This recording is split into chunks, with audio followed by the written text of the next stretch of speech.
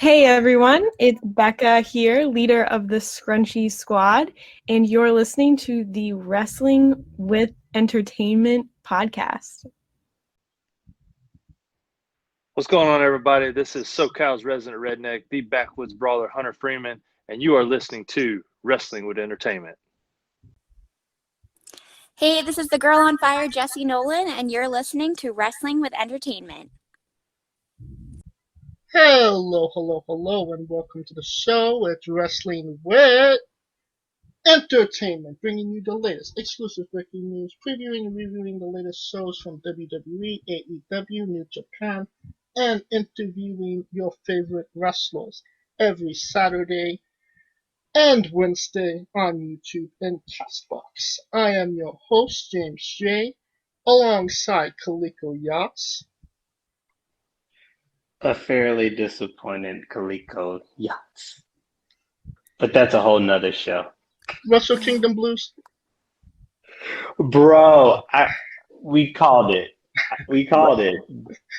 But I just didn't see that. As soon as I saw the first night, but we'll go there. We'll go there some other time. Saturday. And Scooter Dust. Truly the true kings of wrestling podcast. Oops. It's a great day for wrestling because we are wrestling with the girl on fire. This girl is on fire. Jessie Nolan. Oh, that's exactly what I was thinking. How are you, Jessie? I'm doing good. How are all of you? We are great. Yes. And can Doing you great. tell us what's coming up for Jessie in the near future? Well, I have a lot of shows, smaller local shows in the Maine area because that's where I train and where I'm from, and mostly going to be working on training more at the Limitless Dojo to be ready for any upcoming shows that might be happening for them. We're still not sure I don't know if you guys have been following along with the road or not, but we're not sure if there's going to be a season 3, but if there is, I definitely will be preparing for that. 75% of our recent guests have been from Limitless. Oh, great. Wow. Yeah. And we have It's a good group. We have a couple lined up as well. Awesome. And what can we find you on social media as well? So pretty much all my social medias are under the Jessie Nolan, Instagram, Twitter, Facebook. I think that's all I have. I'm most active on Instagram. I post a lot of, wrestling pictures. I post a lot of gym videos. I've been trying to be on Twitter more, but it's a slow process for me. Still figuring the social media out, right? What? Figuring out social media, right? Yeah. I've just never been a big Twitter person, so I've been kind of trying to figure it out here and there. Oh, I got you there. And you said, you work for primarily Limitless Wrestling. Could you maybe tell us about your relationship with the company? Of course. Yeah. So I am a student at the Limitless Wrestling Dojo. I've been training there since May of 2019. I actually met Randy Carver, the owner of Limitless, probably a few months before that at a small indie show. And I, had heard that he had a school. And so I asked him if I could come train. And he was super excited about it because they didn't have any girls training there at the time. So yeah, I've just been, working the shows, doing my ring crew like all the up and comers do. It's been weird lately because, when I first started, we had Limitless shows running every month and then Let's Wrestle shows also running every month. But now it's just, we have the road tapings, but that's pretty much all that's been happening besides the Vacation Land Cup for Limitless Wrestling the end of last year and this year so far because of, the pandemic. Right. Now, we're getting right into it. The hard-hitting questions, the questions everybody wants to know. Did you steal Basic Becca's holiday scrunchie? Oh my gosh, no way.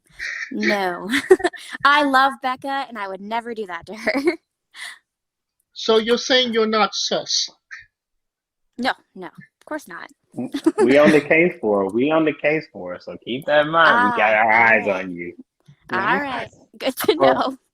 Cross Jessie off suspect list. Done. Done. Yes.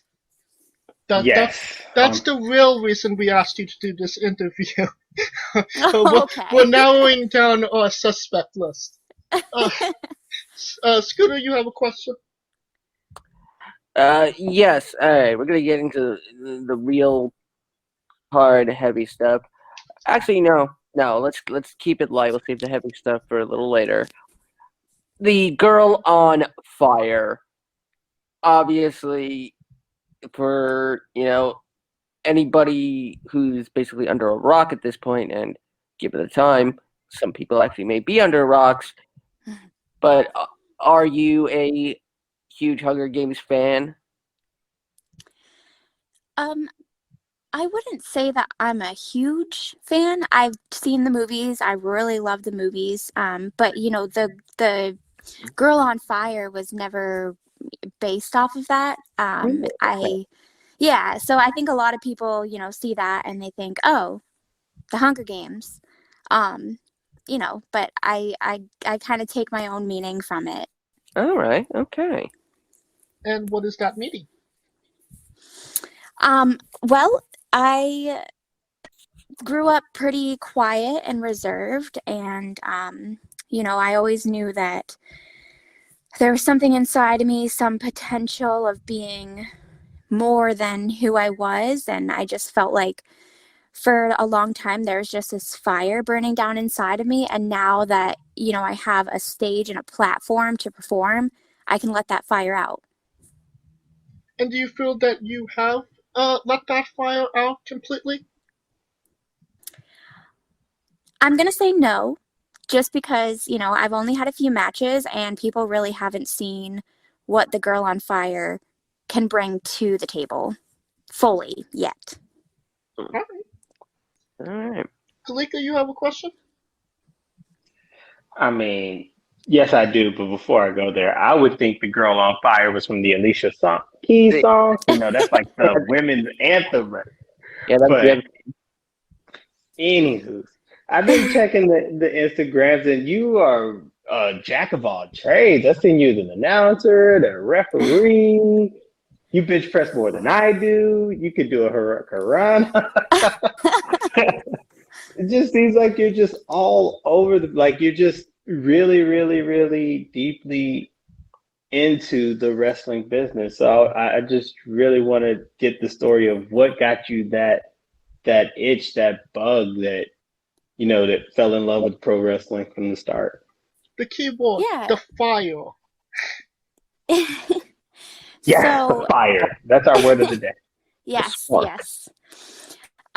So growing up, my dad is actually a huge wrestling fan, and I only got to see my dad every other weekend when I was a kid, and he would always have Friday Night SmackDown on when I was at his house, and I just grew to look forward to watching it with him, and I just grew a big love and appreciation for it, and I used to practice beating up my sisters on his living room floor.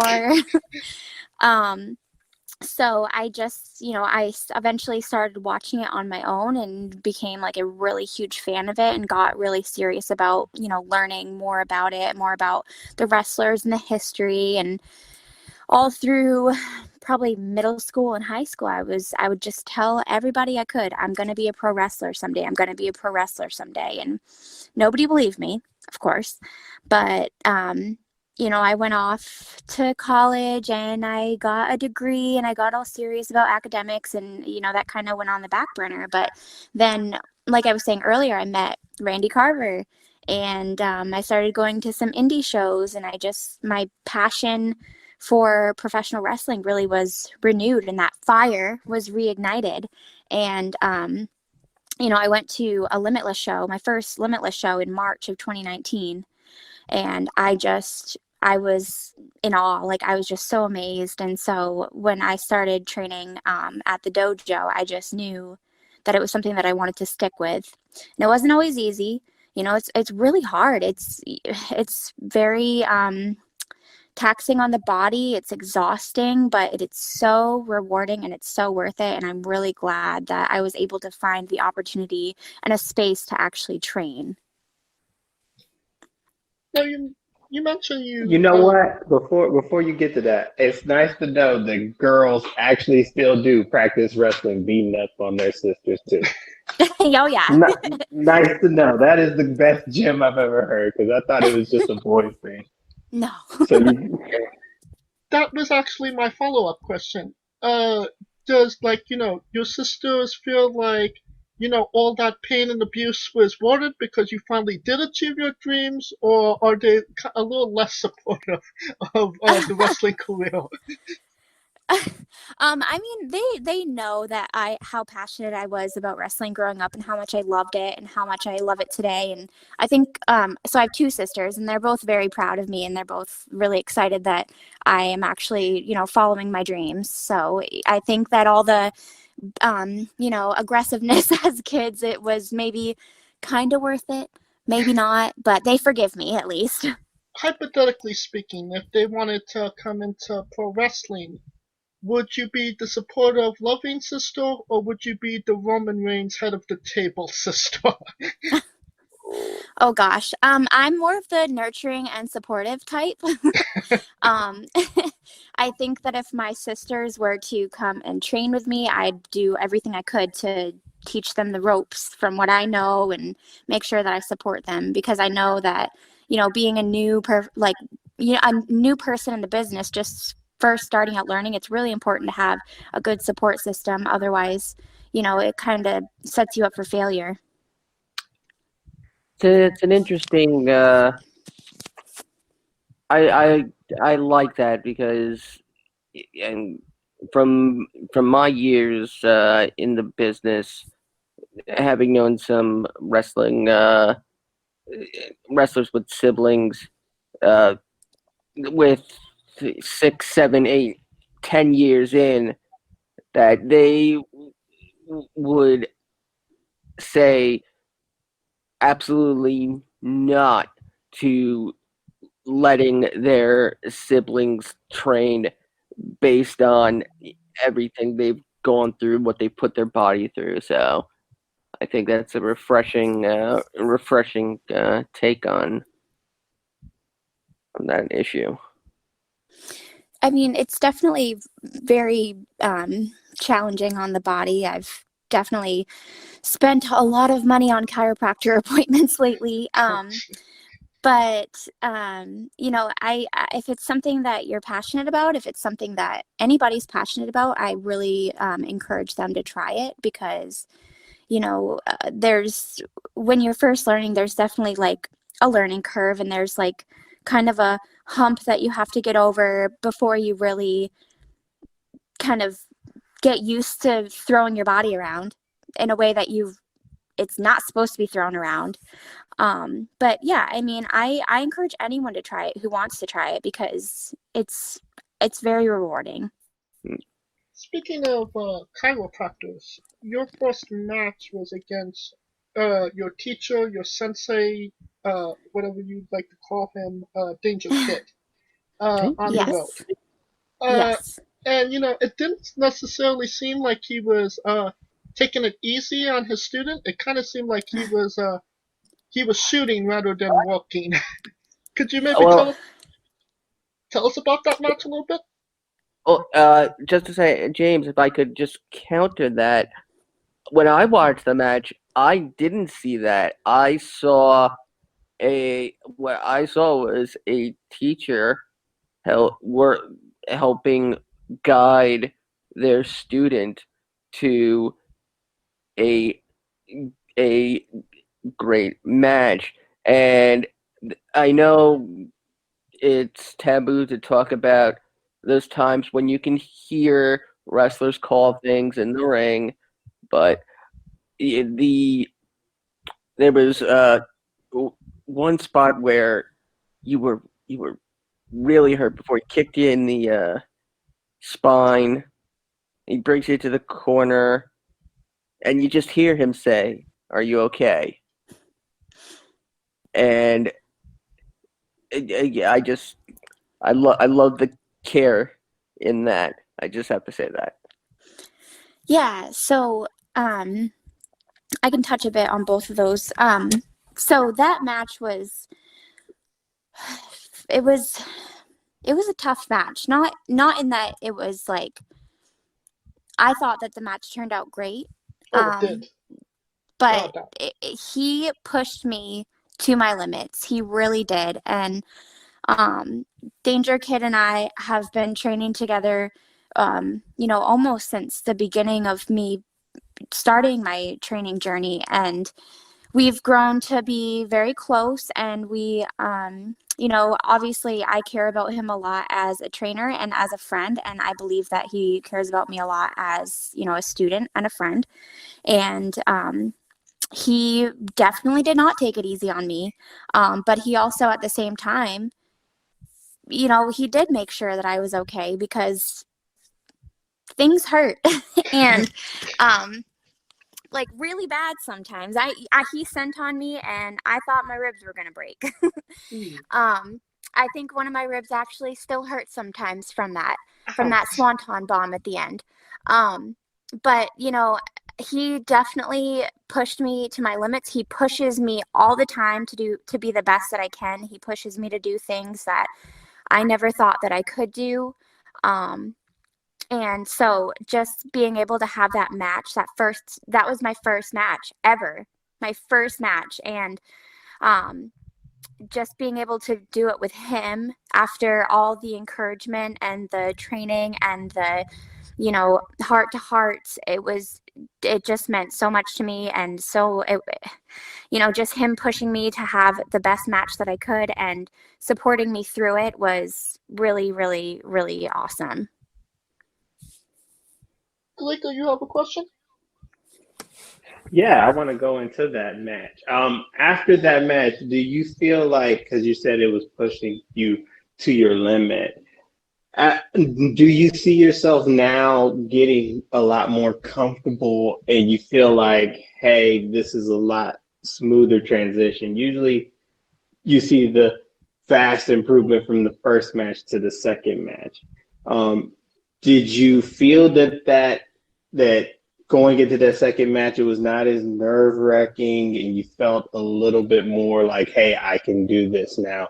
And it not easier per se, but you more comfortable? Did you feel more comfortable? Yeah, absolutely. It's something I will get more comfortable the more matches that I have, but just having that opportunity to be on the road live on IWTV against Danger Kid, who is one of the best wrestlers in New England right now, was huge for me. And so just like starting so big really set the bar high. And so it's pushing me to work harder and, be even better, like do even better, do more, learn more, do as much as I can so that I can have even better matches in the future. Now, it was a great first match. I mean, that it was an exceptional match. And everybody had glowing reviews about it. My question is, what were some of the constructive criticisms you may have gotten after the match from Danger Kid, or maybe some of the other trainers in the back? Well, just to push myself and make sure that I'm taking the time to breathe in my matches. It was a 10-minute match. So by the end of it, I was dead. Like I was like at the point where I'm like, oh my gosh, I don't even know if I can do anymore, because ring cardio is huge. It's so important. Oh, yeah. But I think like overall, I had really good positive feedback from my trainers. Obviously, you know, there are little things that I've been working on since then. But just that match was a huge, huge learning experience for me, because I can have all the practice matches I want in the world at the dojo, but nothing truly prepares you for an actual professional wrestling match than having that. Like, there's just nothing like it. Scooter, you have a question? Yes. Now, since he was the trainer, is it wrong to assume that he called all the spots for you, or did he let you dictate a little bit so you could get that feeling as well? I'd say it's about 50-50. We were very equal with what we wanted to do in the match. All right, that's awesome, because that's more than what I've heard from some, and again, I'm going to keep using this term, and I apologize. It's really refreshing to see in independent wrestling, especially with female independent wrestling, and that, if James will permit me, leads me to my next question, probably the big topic at hand. Your first Limitless match was an intergender match. Now, I've heard this has been 50-50 from everyone I've asked and everyone I've heard from. Do you believe that the difference in genders matters, and that intergender wrestling should be a special attraction, or should intergender wrestling just be wrestling, no matter the chromosomes, as long as the talent in the ring has a decent match and tells a decent story?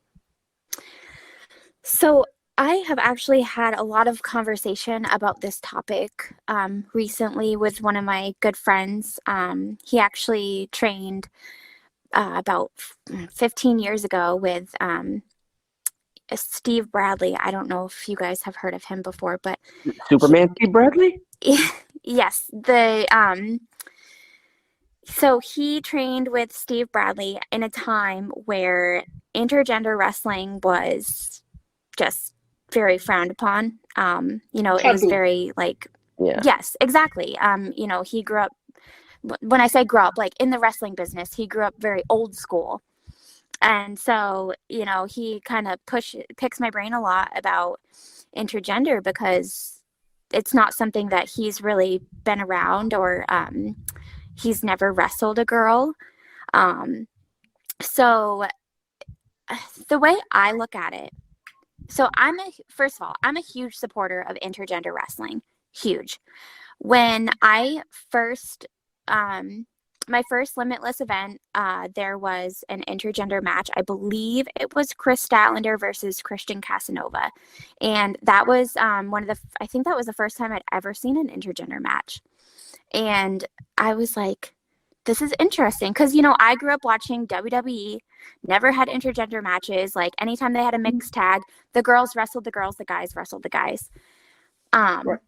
But the way I look at it is, I don't believe that people should think that, you know, like intergender wrestling is a lose-lose situation for a guy. I feel like that's not the way to look at it, because, okay, think about this. Rey Mysterio going up against the Great Khali.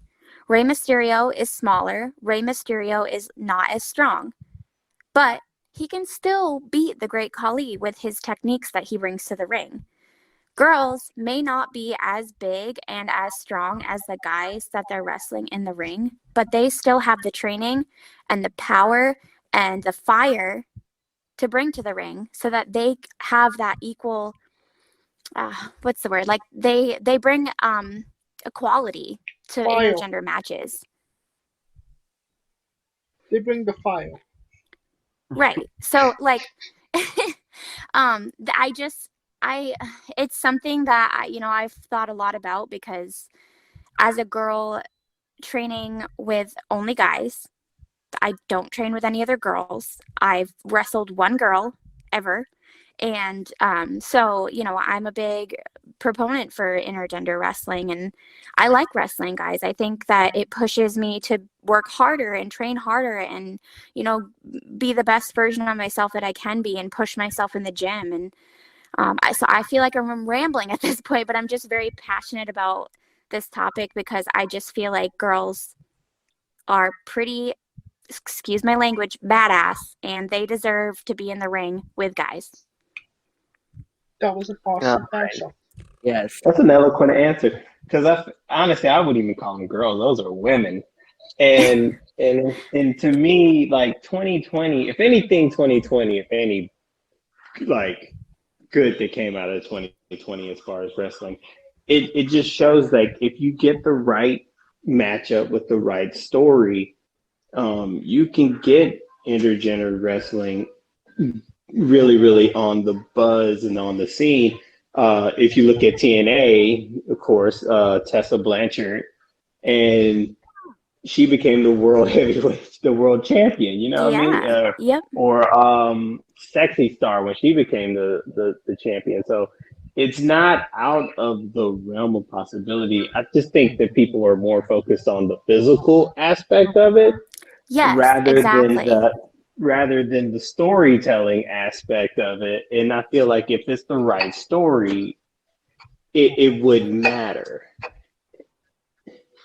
Right. But with that in mind, did you have any people that you want to call out for a match? Because I feel like that sounded like, yeah, I'm really to take on everybody. I feel like you're strong, because based on everything I've seen, you're strong enough, you're agile enough, and you're more than capable enough. I mean, if you want to fight me, that'll probably be the quickest match of your life. But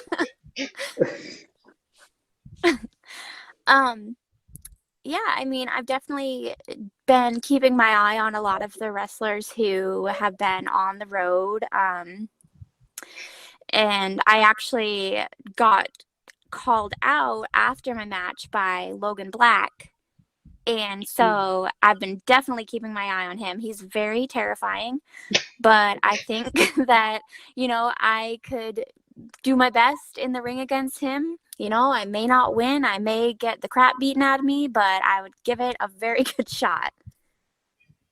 Well, we'll fly all the way to Maine to help you out. That brings me to my next question. Christian Casanova is the Limitless champion, and DVN kind of called him out for a title match on the road during her backstage promo. My question is, do you feel that in Limitless in particular, that there should be maybe a men's and women's championship, because Limitless has a stacked women's roster.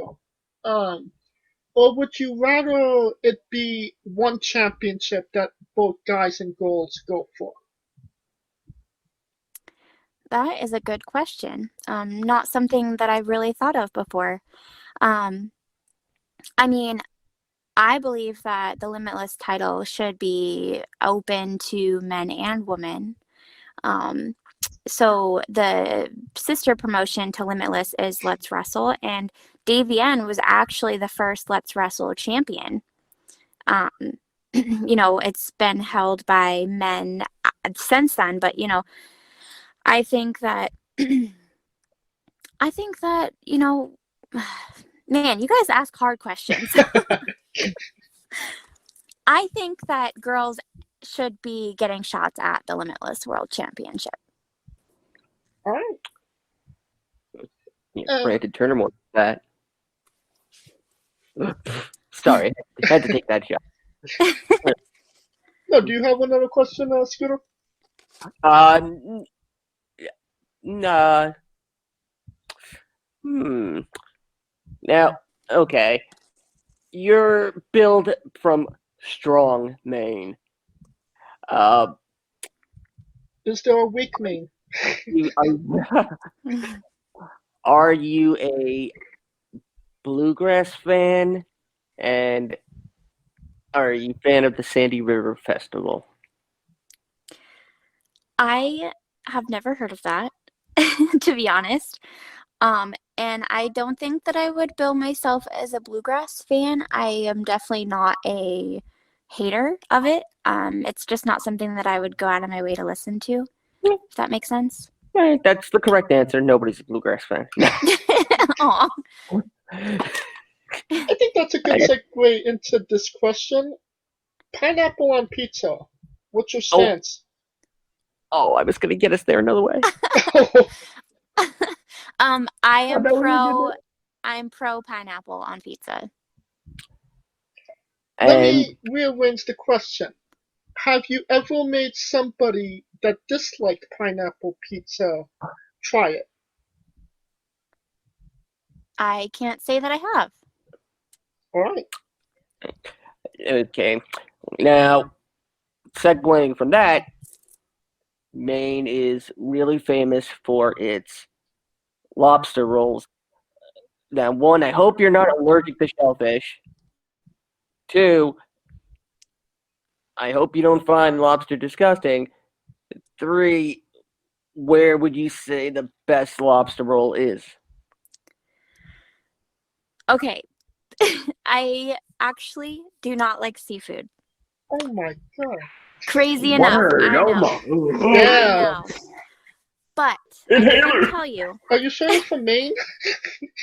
I know. I actually went to school out west, and every time people would find out that I'm from Maine, they'd ask me if I liked lobster. I was like, actually, I don't.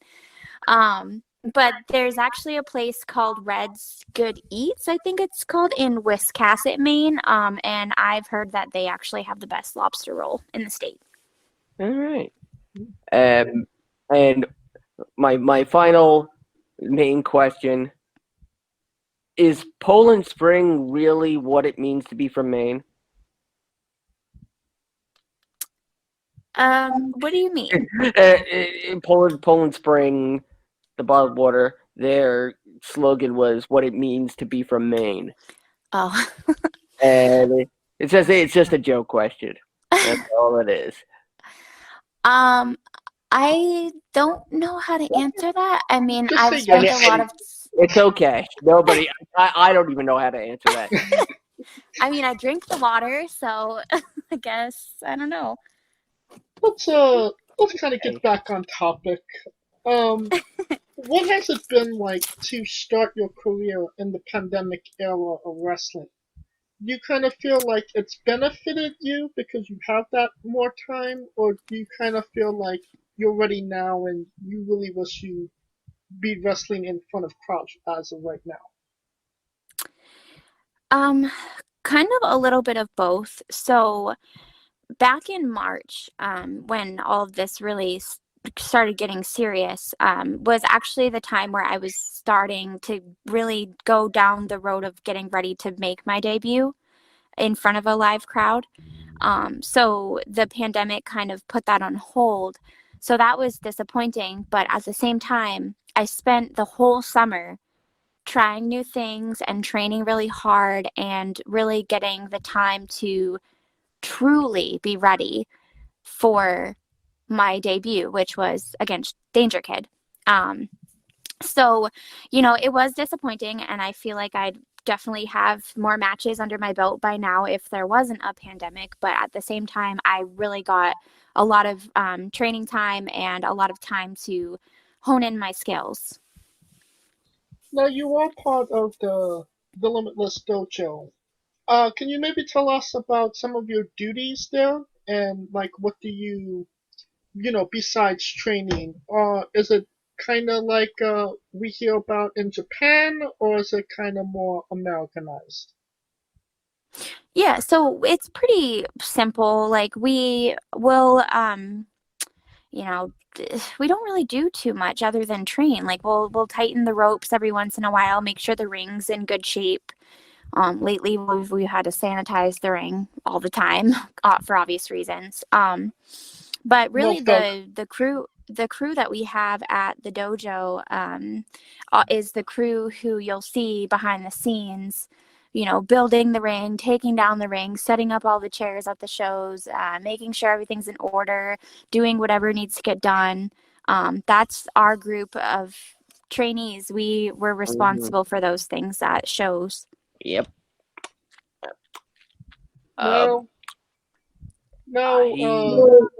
Love Dog, have you made it a point to avoid him? I've done a pretty good job so far. I've actually never interacted with him, so I guess the answer to that question is yes. Well, maybe you could give DVN or Basic Becca some of those tips, because they have absolutely failed at it. Oh yes, I know. And Doug, what do you have to say about that? No, he's not here.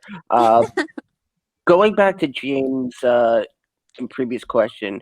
Now, after your interview, or I should say during your interview after your match with Danger Kid, you mentioned you were the only female trainee at the Limitless Dojo for a period of 15 months.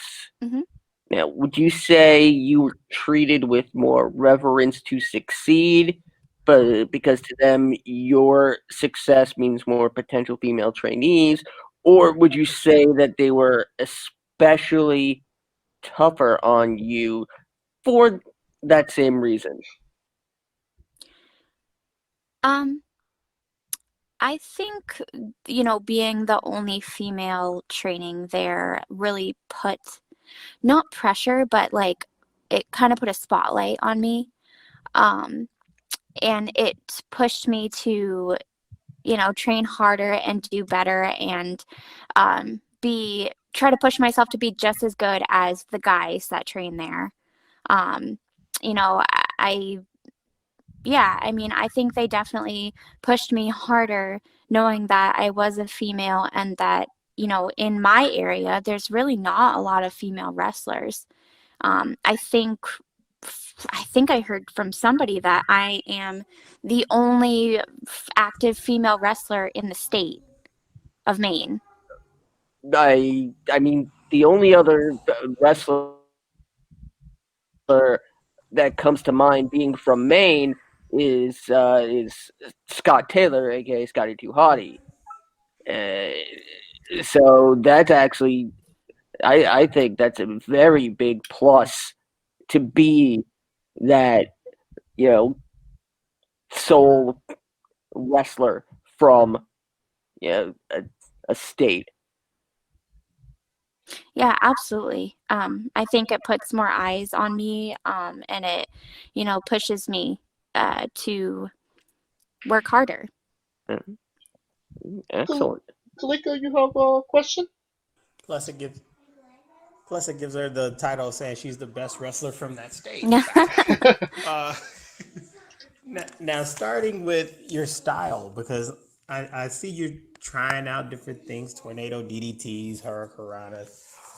Have you figured out like what style in the ring best suits you? Like a technician? I seem like you could, from what I've seen, you can fly. So do you think you're more of a high flyer, grounder, or you just want to stomp somebody's teeth in? I always see myself as like a hard-hitting wrestler. Like I've definitely been working on the technical aspect of wrestling. That's something that I would like to use more in the ring. As far as those high-flying moves, when I first started training, I never, ever thought that I'd be doing those types of things. But we had August Gray come up and do a little seminar with us. Probably a year ago now. And he was like, "Why don't you try a hurricanrana?" I was like, okay. And I tried it and it wasn't terrible. And I actually really liked it and it wasn't scary. And so I started using that. And now I've been trying to do more high flying moves with less structure, like not on the turnbuckle, or like I think I posted a video the other day of me doing a hurricanrana from the middle of the ring instead of the ropes. And I've been trying to work on a tornado DDT to use that in the ring. I've been trying to unsuccessfully so far work on a top rope Hurricane Rana, which is terrifying, but that's someday something I hope to use in my moveset. But yeah, I'm not really built. My body is not really built to be a high flying wrestler, but just knowing that I can do it makes me want to try harder and work harder at that. So was your first time doing the Hurricanrana? Was it like a slow motion in your head, like what the hell am I doing? Type deal? Yeah, it was really weird. I mean, luckily I had like AG was there, so he's he's great at teaching things, and he's a very solid base for learning. So I was really fortunate to have him there to teach me it. But there's just nothing like it. Like you literally just go and you swing your body and then you land and you're like, oh, I'm done. Like it's just the weirdest thing. Yeah, because a lot of people don't realize that 80% of it is momentum and gravity. Yes. Really. Yep. Now, do you But it feel be that gravity part that scares them. Yeah. now do you feel like the Fiend Bray Wyatt kind of showed up the goal on fire by literally being set on fire? Oh my gosh, I do not envy him for that. No, thank you. I'm fine with him showing me up in that way. You know what? Good answer. Great answer.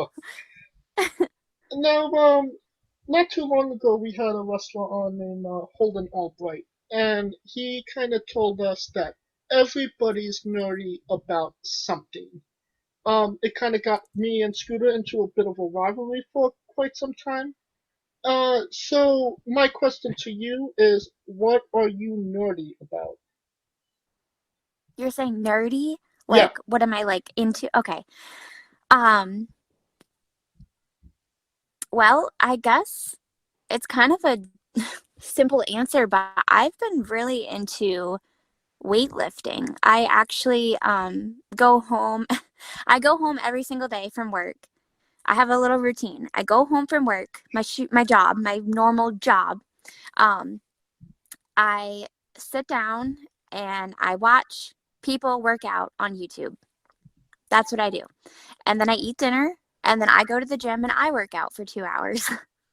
So it's just, I don't know. I went through some things at the end of 2019, and I kind of, to get my mind off of that, I started going to the gym more and getting really serious about weightlifting and strength training, and incorporating that into my wrestling, because it's really helpful to be stronger. As a wrestler, you can do a lot more when you have more strength. So yeah, I it's kind of a silly answer, but that's something that I'm like super nerdy about, if that's how you're saying it. Yeah. Awesome. That's actually a really good answer. And James, here we thought the being Star Wars nerds made us cool. We just got put to shame. Yeah. And I'm not entirely sure, but we are at that segment once again. Jessie Nolan's Bizarre Adventure. You are a professional wrestler, and weird and bizarre things are bound to happen when you choose that profession. Could you maybe tell us a story that fits that description? Can you say that one more time? Could you tell us a story that is maybe crazy, bizarre, or weird that has happened to you since you've been a professional wrestler? Oh, geez. You're getting me thinking here.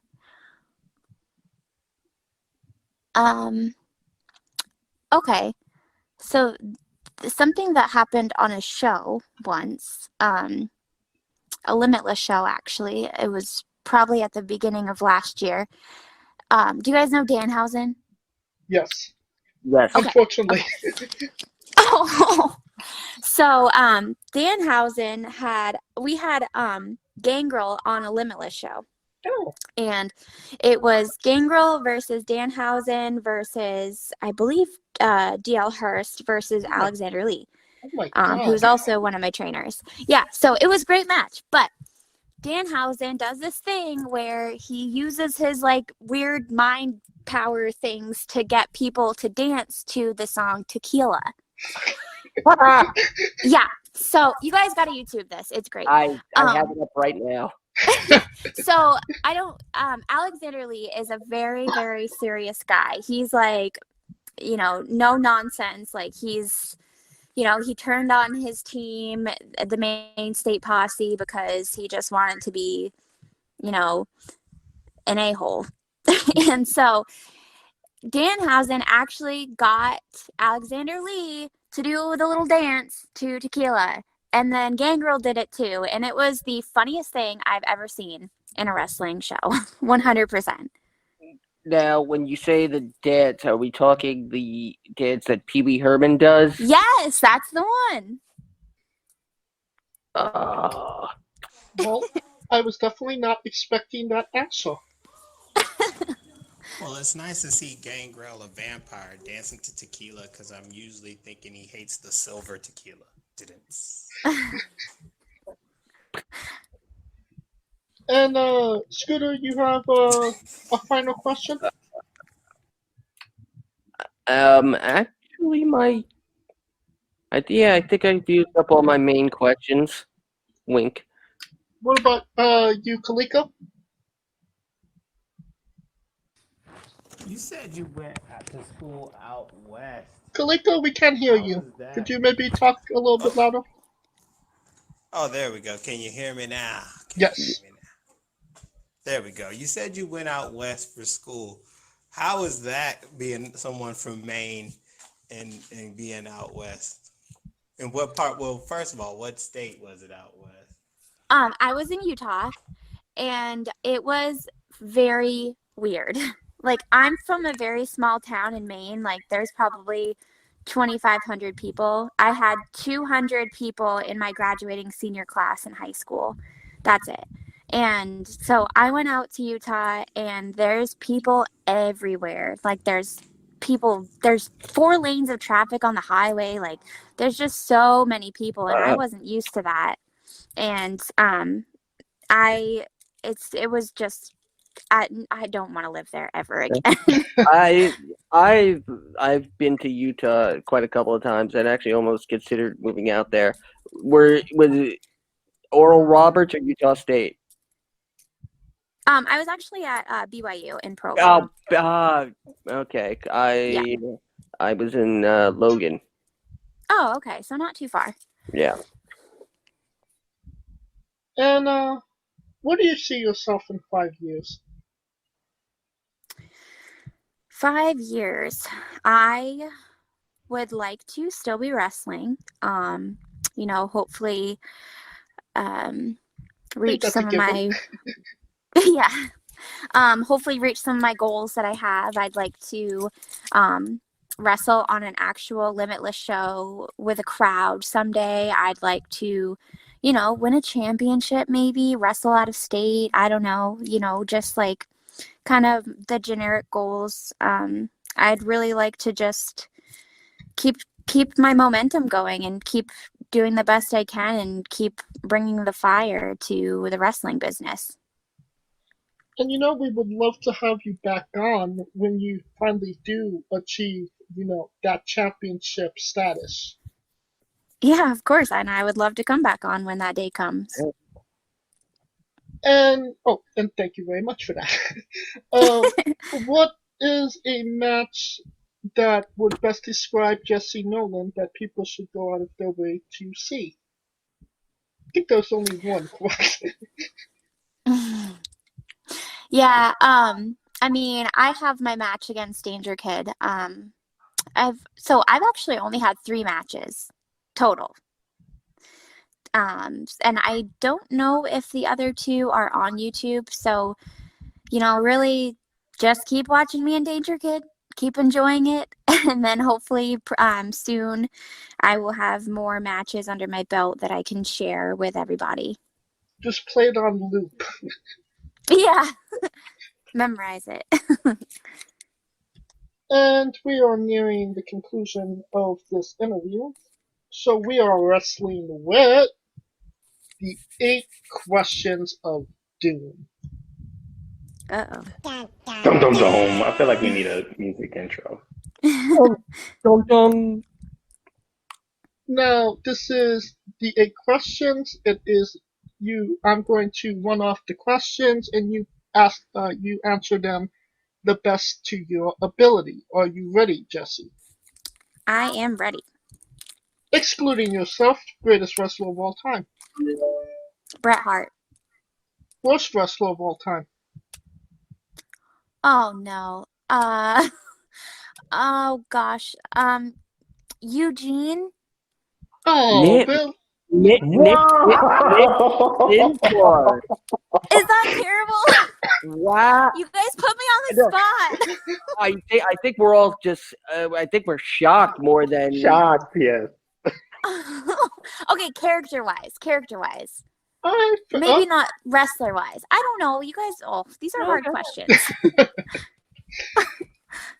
You're main eventing WrestleMania for the Women's World Championship. Who was your opponent?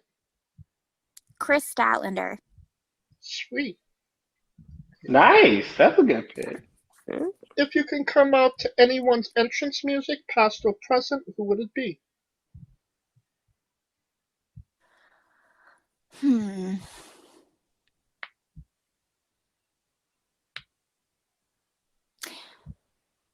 Did you guys watch Tough Enough? Yes. Yes. Okay. My friend Luke Robinson was on Tough Enough. His entrance is Click Click Boom by Saliva. Yeah. Yes. I would totally come out to that. Alright. Oh, I would think you were more of a kill switch engage, this fire burn. See, that was my second answer because I'm a huge CM Punk fan, but that was Luke's theme song was the first one that comes to mind. There you go. You're my wrestling spirit animal already. I mean, if it's non-wrestling, I mean, Alicia Keys' "This Girl Is on Fire" is a given. Oh yeah, absolutely. I'm more of a ladies and gentlemen fan when it comes to Saliva. That was another one. I actually, when I was growing up, when I was telling everyone, oh, I want to be a pro wrestler, that was my theme song. That was the song I chose. If she wanted to go hip hop, she can go Hot Boys, We on Fire. When it comes to Saliva, I'm an Always guy. I always like that song. I don't know why. All right.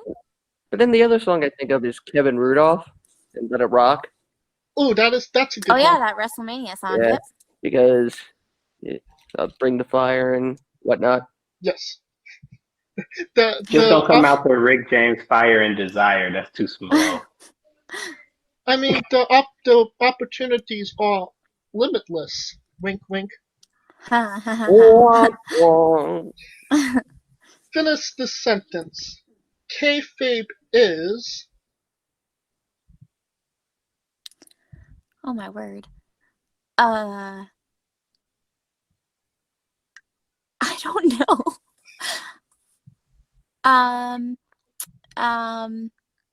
Wow, you guys are terrible to me. No, don't say that. I don't mean that, but like it's you can if you honestly say I don't know, that's absolutely fine. I'll give you two alternatives. Kayfabe is dead or Kayfabe is alive. Ooh.